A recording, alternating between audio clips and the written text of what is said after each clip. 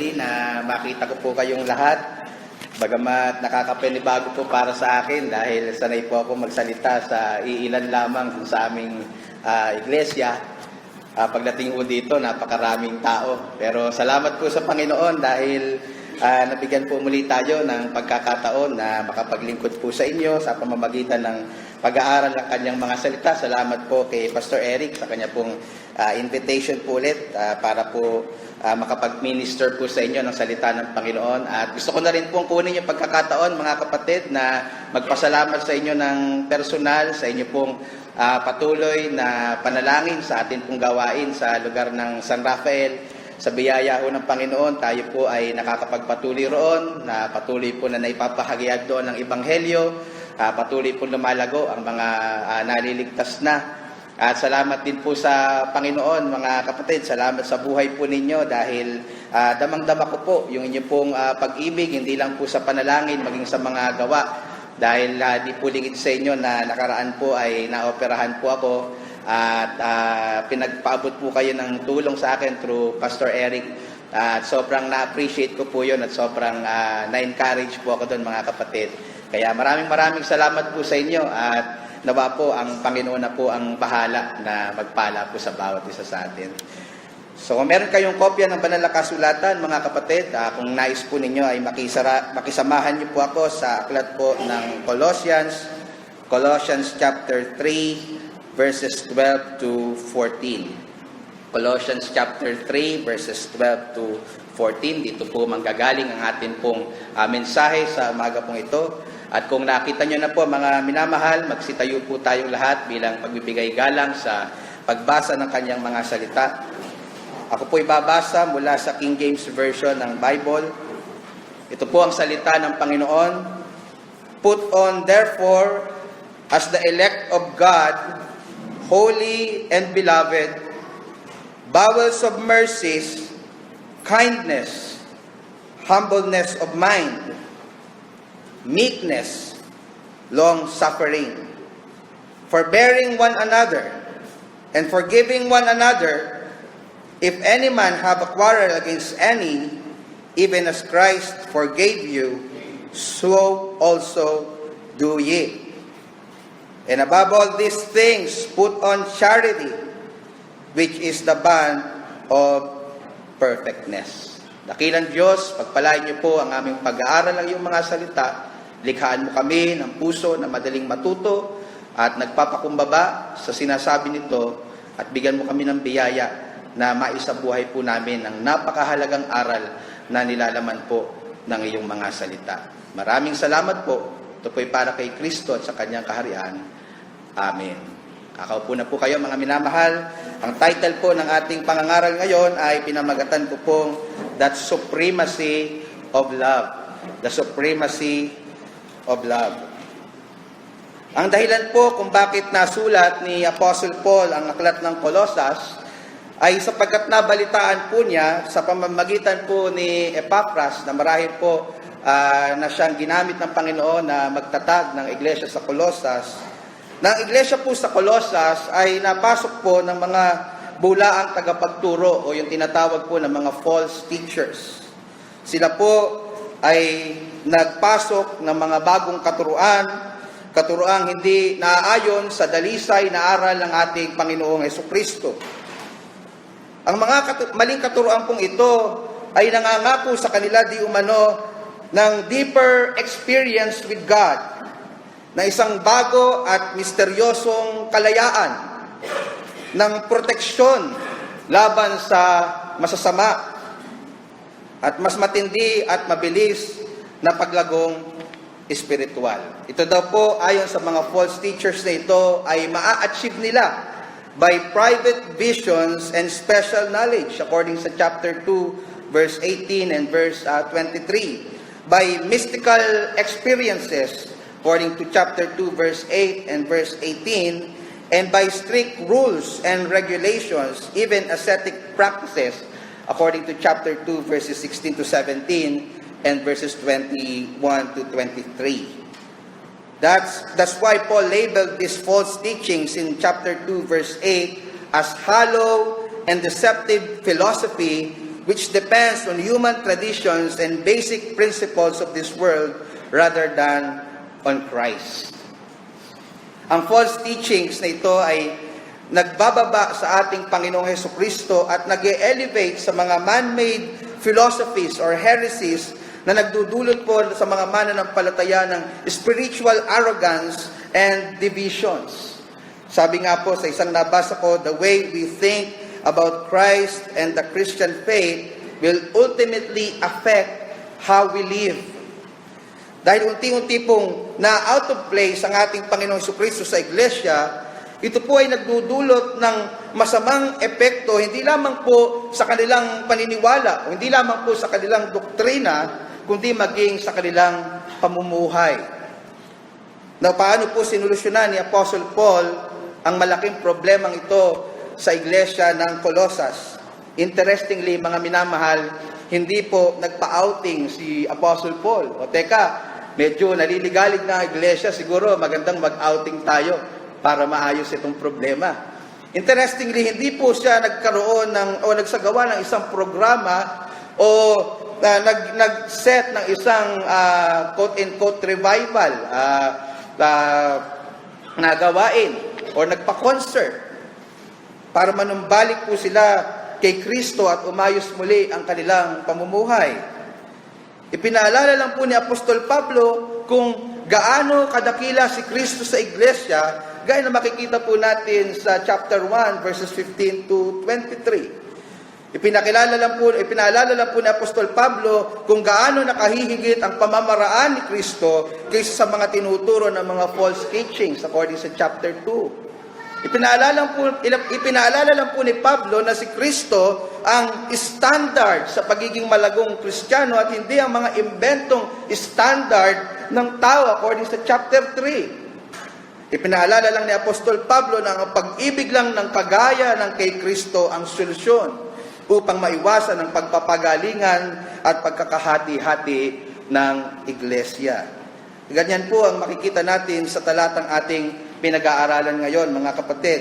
Dito po makikita natin na ang pag-ibig ng kagaya ng kay Kristo ang tanging paraan upang ma-achieve ng iglesia ang kalaguan at tunay na pagkakaisa.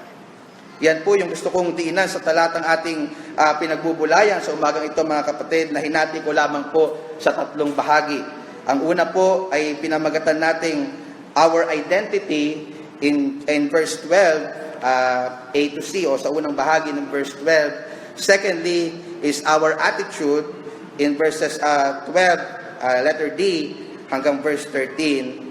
And lastly, our priority in verse 14. Our identity, our attitude, and our priority. So pag-aralan po natin isa-isa, mga kapatid. First is our identity. Our identity. Sa unang bahagi po ng verse 12, makikita po natin na bago po sabihin ni Apostle Paul yung mga list ng mga Christ-like characters and attitudes, pinaalala po muna niya ang bagong identity ng mga mananampalataya sa Colossus at kung sino na po sila dahil sa mayamang biyaya ng ating Panginoong Diyos. Ginawa po ito ni Apostle Paul para mahikayat po ang mga mananampalataya sa Colossus na mamuhay ng naaayon or consistent sa kanilang pagkakakilanlan bilang na kay Kristo. Mapapansin niyo po na hindi sila hinikayat ni Apostol Pablo na mamuhay ng kagaya ni Kristo para mag-gain nila yung favor or love ni God. Bagkus, sila po ay hinikayat ni Apostle Paul na mamuhay ng nakalulugod sa Diyos dahil ito po ang inaasahan sa kanila dahil sila ay pinili, pinabaging banal at minahal ng Diyos. And that's the beauty of the gospel, mga kapatid at mga minamahal. We obey God not to be loved by Him. We obey God because we are already loved by Him and we love Him. That's what Paul is doing here in verse 12. And please note how Paul reminded the Colossian believers about their identity in Christ in order to motivate them to live like Christ.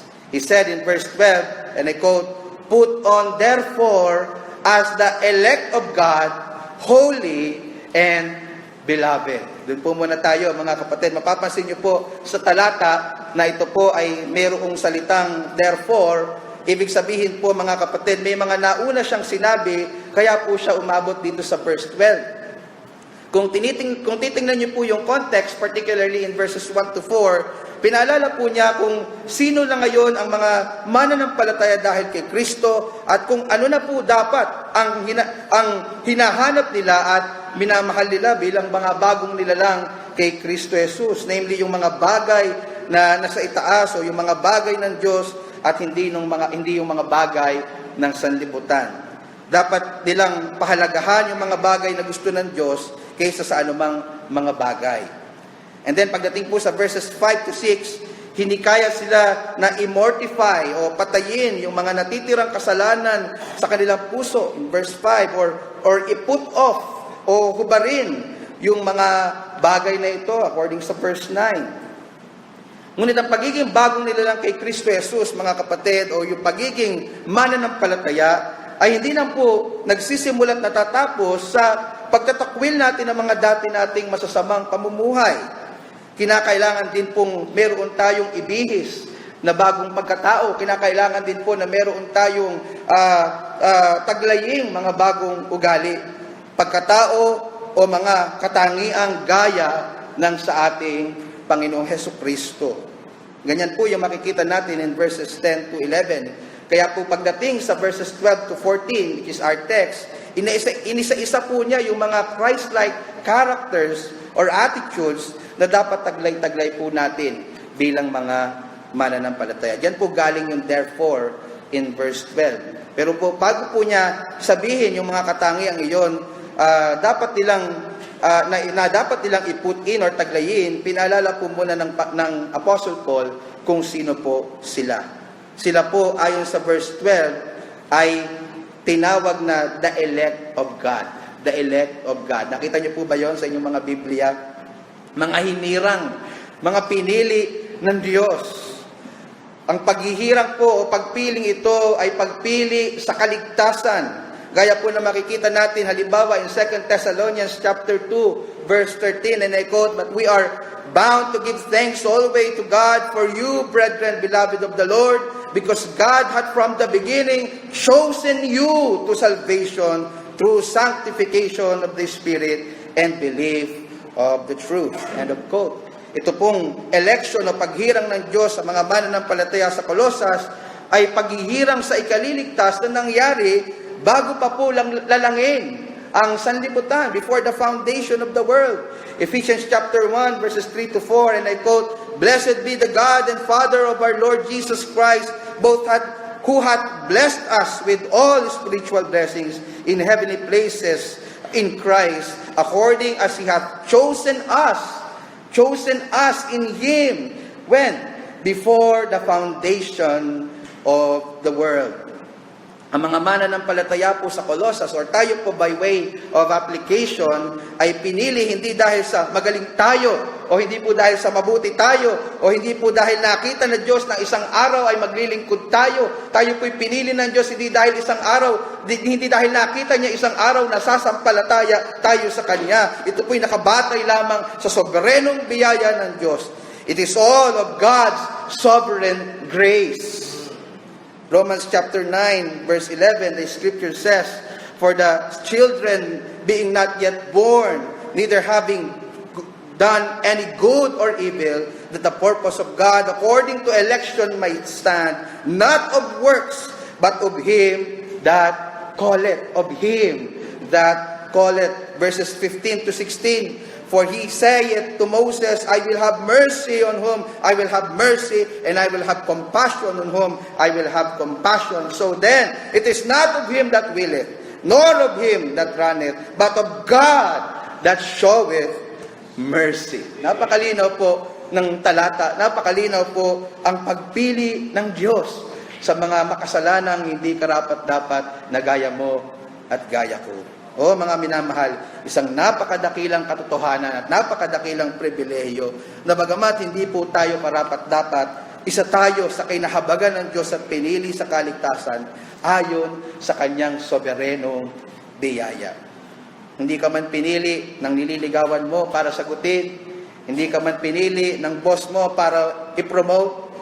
Magdiwang ka, kapatid, kung isa ka sa mga pinili sa kaligtasan, sapagkat napakalaking pagpapala at biyaya at pribilehiyo ang tinanggap mo sa Panginoon. Ngunit hindi po doon nagtatapos ang pagpapakilala ni Apostle Paul sa mga mananampalataya sa Colosas. They are also introduced by the Apostle Paul as holy. As holy. Now, hindi po sila tinawag na holy or banal dahil hindi sila nagkakasala sapagkat wala pong taong ganon. According sa Romans chapter 3, verse 23, lahat po tayo ay mga makasalanan. No matter kung ikaw ay relihiyoso, no matter kung ikaw ay mabait sa magulang mo, ikaw ay mabait na magulang, lahat po tayo ay makasalanan. Yan ang tinuturo ng salita ng Panginoon. Sila po ay tinawag na banal or holy dahil sila ay nakipag-isa kay Kristo sa pamamagitan ng pananampalataya. 2 Corinthians chapter 5 verse 21, nasabi po doon, "For He hath made Him, Christ, to be sin for us, who knew no sin, that we might be made the righteousness of God in Him."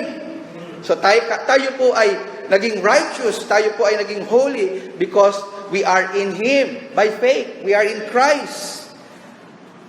So believers are holy not because they are sinless. Believers are holy because they are in Christ who is holy.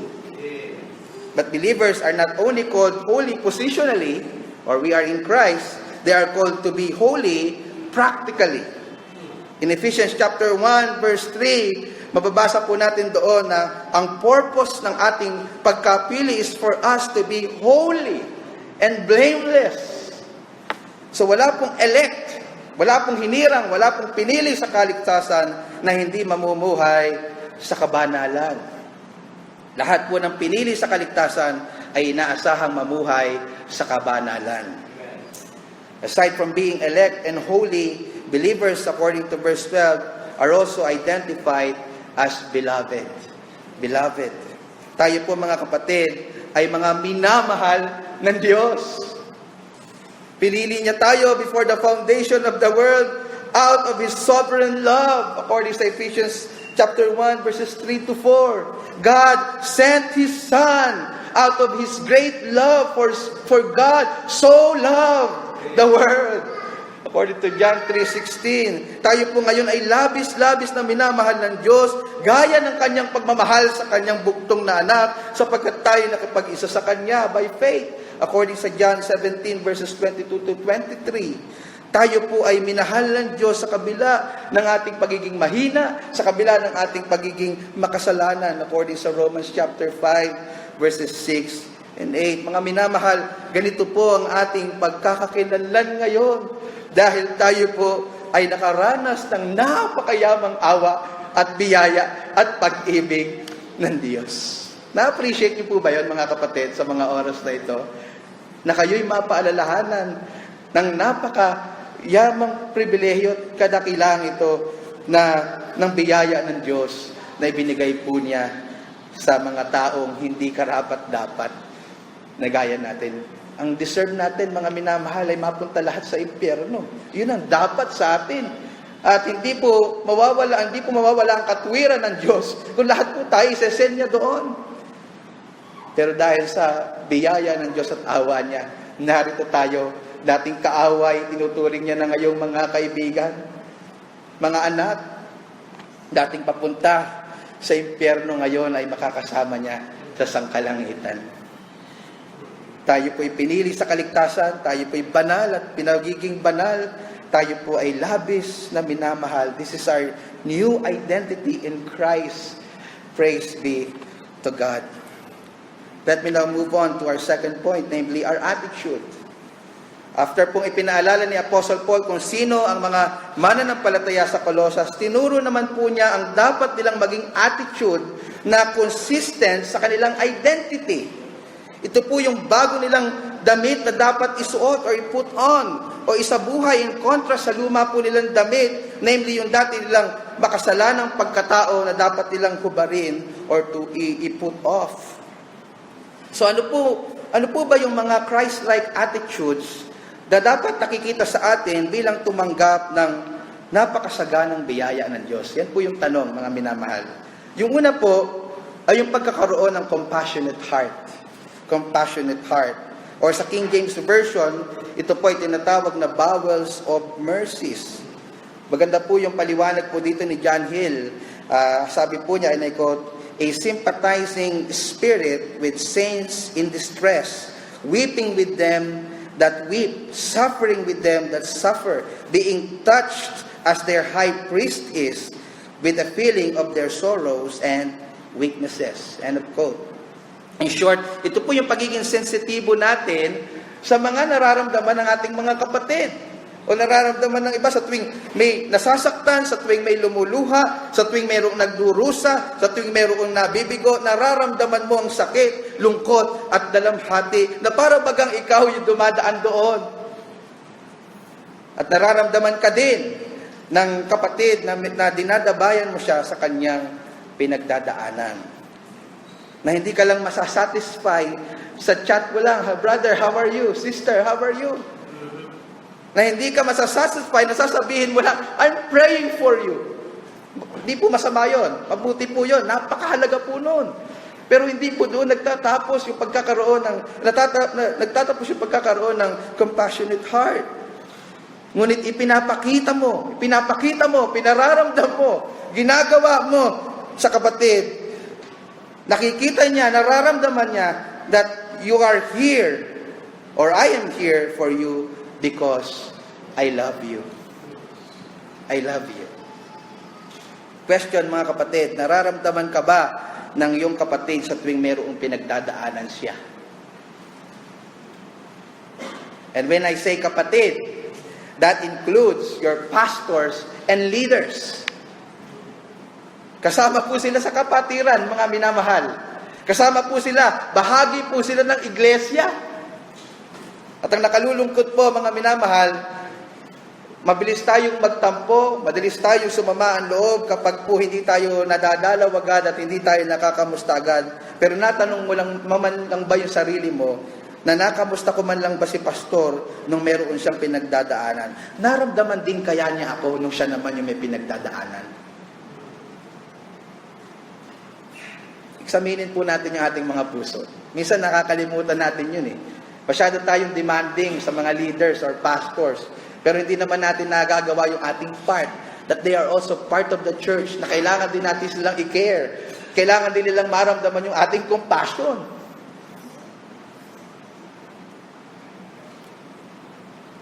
Another Christ-like attitude na dapat tinataglay natin is kindness. Again, let me quote John Hill in his explanation of that attitude of kindness. Ang sabi niya, and I quote, kindness, which is this inward, tender, unfeigned, and abundant mercy put into act and exercise. This is doing good to all men, especially to the household of faith, distributing to the necessities of the saints. And of quote, according to John Hill, ang kindness daw po ay hindi lang isang pakiramdam. Ito po ay nagtutulak sa atin upang gumawa ng mga mabubuting bagay, lalo na sa ating mga kapatid sa pananampalataya. Hindi lang po tayo nagsisimula at nagtatagpos sa, ay, kawawa naman si brother. Ay, kawawa naman si sister. Matapos po nating maawa, meron po tayong gagawin para sa ikabubuti, ikagiginhawa ng ating mga kapatid. That's kindness. Third Christ-like attitude na makikita natin in verse 12 is humbleness of mind, or in other translation is humility. Ito po yung kabaliktaran ng pagiging mayabang, o yung sabi nila ay bida-bida, o yung pagiging masyadong mataas ang tingin sa sarili. Hindi niya iniisip na mas deserving siya kaysa sa iba sa isang position o ministro o isang privilege. Ito po ay pagtuturing sa iba na mas mahalaga sila kaysa sa kanyang sarili. According sa Philippians 2 verse 3, kapag po ang isang tao ay humble, palagi niyang hinahanap ang ikabubuti ng iba at hindi ang kanyang sarili. Humility always leads to selflessness. Sabi nga ni John MacArthur, humility is an antidote of self-love that poisons human relationship. kung lahat po tayo ay gustong maging star, kung lahat po tayo ay gustong mapaglingkuran dahil sa tingin natin, deserve natin paglingkuran dahil masigit tayo sa iba, kung lahat po tayo ay mas binibigyan halaga ang ating sarili dahil sa tingin natin ay mas deserve nating sumadya kaysa sa iba, I don't think magiging matibay ang pagkakaisa ng iglesia kung walang humility ang isa't isa. Ngunit kung lahat ay mapagkumbaba, maiiwasan ng selosan, maiiwasan ng inggitan, maiiwasan ng tampuhan. Sabi nga ni Dr. John MacArthur, let me quote him again, "You just can't make a humble man jealous." You just can't make a humble man jealous. So kung may pagsiselos at inggit sa ating puso na nagahari, isa na po yung indikasyon na baka meron ng namumuong pride. Nabasa ko sa post ni Pastor Joseph, yung pride daw para daw mabawang hininga. No? Lahat daw naaamoy na yung mabaho mong hininga maliban sa iyo. That's pride. Kitang-kita na ng iba yung pride mo, ikaw na lang hindi mo nakikita yung sarili mo. Baka po meron na tayong self-entitlement. Or sa tingin po natin, mas deserve po natin ang mabuting bagay kaysa sa iba. Iwaksipunin niyo yan, mga kapatid. Iwaksipun natin yan. Sinasaba ko yung aking sarili dahil lahat naman tayo may pride. Iwaksipun natin yan sapagkat hindi ganyan ang pag-iisip ni Kristo. Hindi ganyan ang ugali ni Kristo. Pang-apat po na Christ-like attitude na dapat po nating taglayin, verse 12, is meekness. So yung pagiging maamo. Dr. John MacArthur defined meekness as this: willingness to suffer injury or insult rather than to inflict such hurts. May kita po natin ito sa attitude ng ating Panginoong Jesucristo nung siya po ay pinahirapan bago siya ipako sa krus. Kung gugustuhin po ng ating Panginoong Jesucristo, kaya niyang ipupuksa sa kanyang laksalasang anghel yung mga taong humahagupit sa kanya, yung mga taong sumasampal sa kanya, yung mga taong sumusuntok sa kanya. Pero minarapat po niyang hindi gawin para sa kaligtasan ng marami. Para sa kaligtasan ng marami. Ganito po ang attitude ng isang taong maamo or meek. Meekness is not weakness. It is power under control by the empowerment of the Holy Spirit. Ang isang taong maamo ay mas gugustuhin na lang masaktan kaysa siya yung makasakit. Panglimang Christ-like attitude po in verse 12, nandun pa rin po tayo, is long-suffering. O sa Tagalog ay pagpapahinuhod. O sa mas mababaw na Ingles ay patience. Mapapasin niyo po na halos nag-overlap lang po yung meekness and patience. Dito, lalo na sa definition ni John MacArthur, sabi niya, the opposite of quick anger, resentment, or revenge, and thus epitomizes Jesus Christ.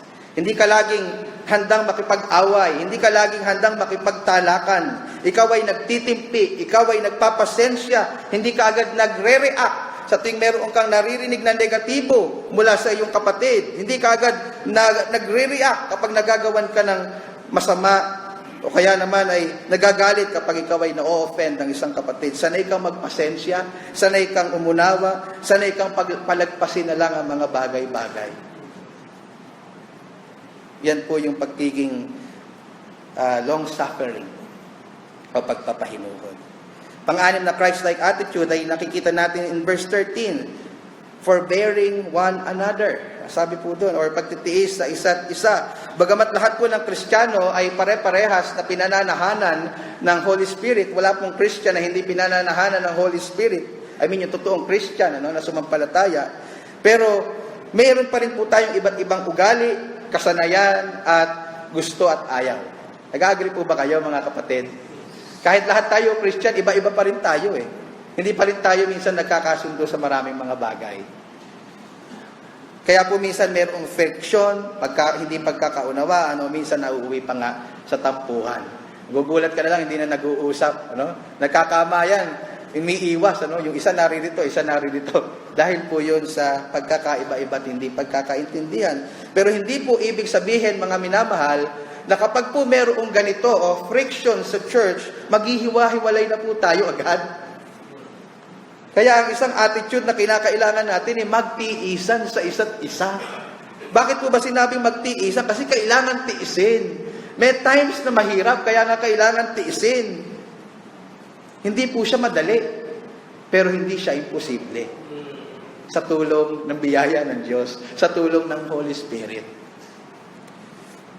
Hindi po dapat tayo masyadong manipis at matatampuhin, mga kapatid. Hindi po, handa po tayong umunawa, magpaubaya, magpalagpas ng mga bagay na pwede naman po nating palagpasin. Pangpito po na Christ-like attitude is being forgiving. Kita niyo po yan, verse 13. Sabi niya, forgiving one another. Forgiving one another. Maging mapagpatawad sa isa't isa. Ang pagpapatawad po ay isa sa napakahirap gawin ng isang taong labis na nasaktan. Amen po ba kayo, mga kapatid? Madali po bang magpatawad? Parang wala nasagot Mahirap po no? Naiintindihan mo naman kung di kayo makasagot. Mahirap po talaga magpatawad. Kaya nga nagbigay ng motivation si Apostle Paul para sa mga mananampalataya sa Colosas para sila ay maging mapagpatawad. Ginamit po niyang halimbawa, walang iba kundi ang ating Panginoong Hesukristo. Ang sabi niya sa verse 13, if any man have quarrel against any, even as Christ forgave you, so also do ye. So also do ye. Kung si Kristo ay nagpatawad sa atin, dapat din tayo maging mapagpatawad sa iba. Kung tayo nga po paulit-ulit, minsan pare-parehas pang kasalanan na nagagawa natin sa Panginoon. Tapos sobrang durog yung ating puso. Minsan nahihiya na tayong lumapit sa Panginoon kasi parang karirepent ko lang nitong sin na to. Tapos, eto na naman ako, Lord. Mapatawarin mo ako, Panginoon. Napakahina ako. Tulungan mo ako. Maawa kayo sa akin. Diba minsan dumadating tayo sa puntong ganon? And then nararanasan natin yung grace ni God. Nararanasan natin yung forgiveness. Nararanasan natin yung love ni God sa kabila ng pagiging matigas ang ulo natin. Sa kabila ng paulit-ulit natin. And then, hindi natin magawa yung ganong klaseng pag-ibig, ganong klaseng pagpapatawad sa iba.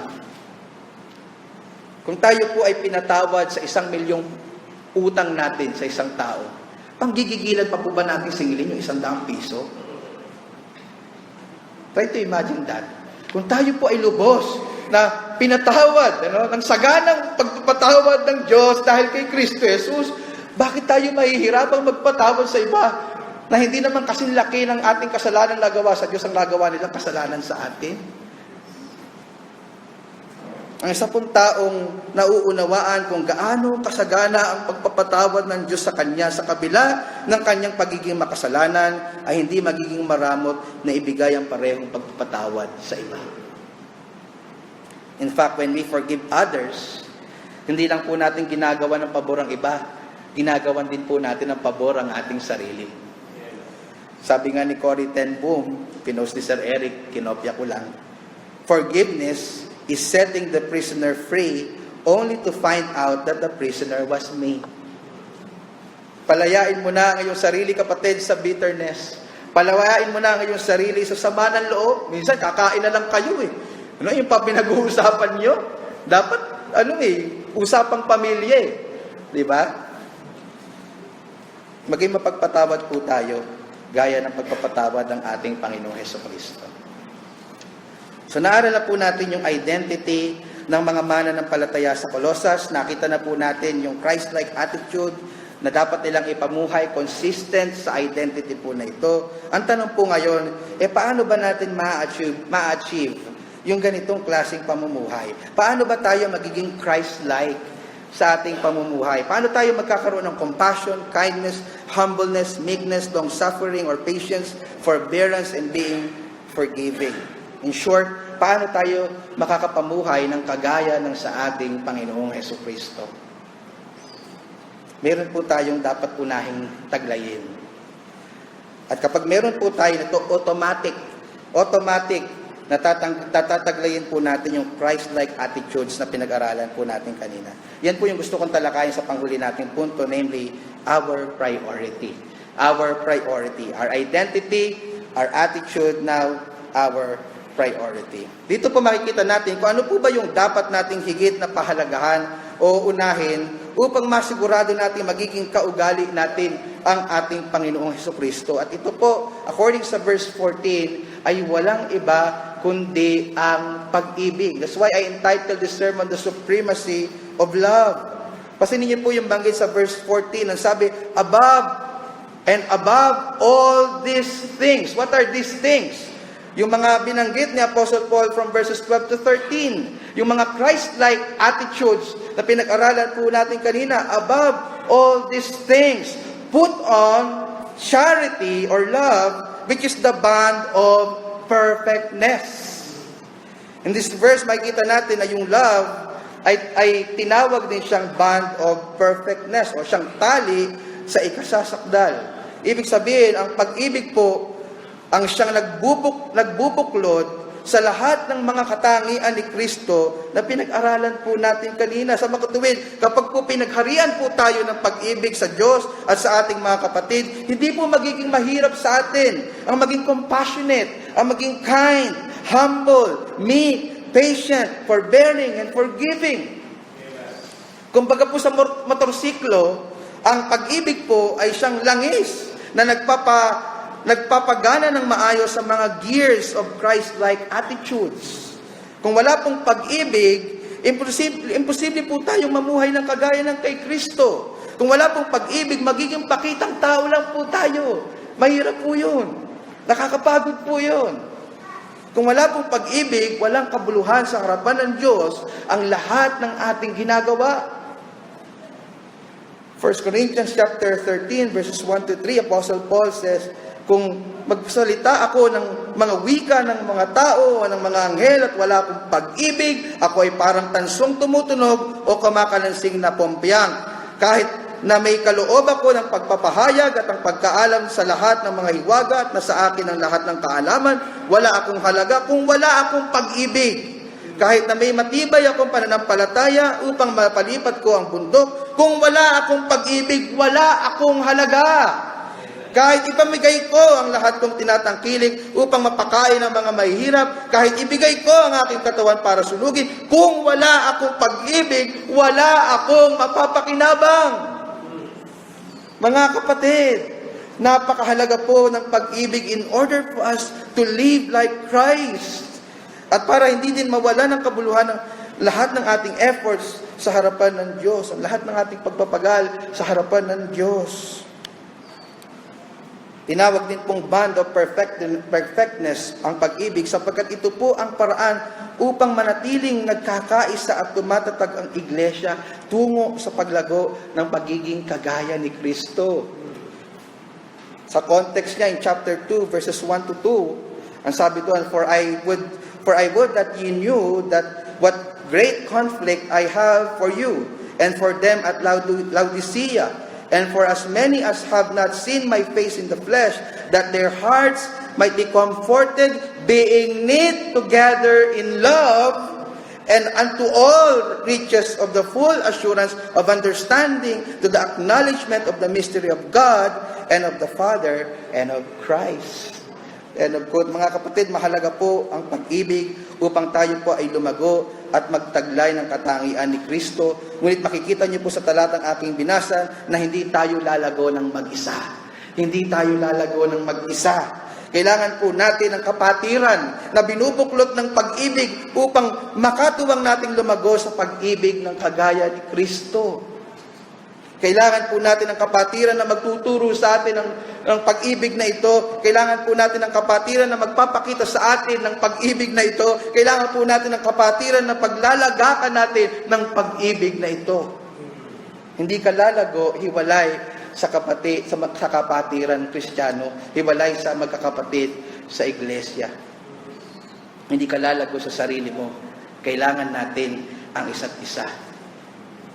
At para tayong manatiling lumalago ng sama-sama, kailangan natin ng pag-ibig sa isa't isa.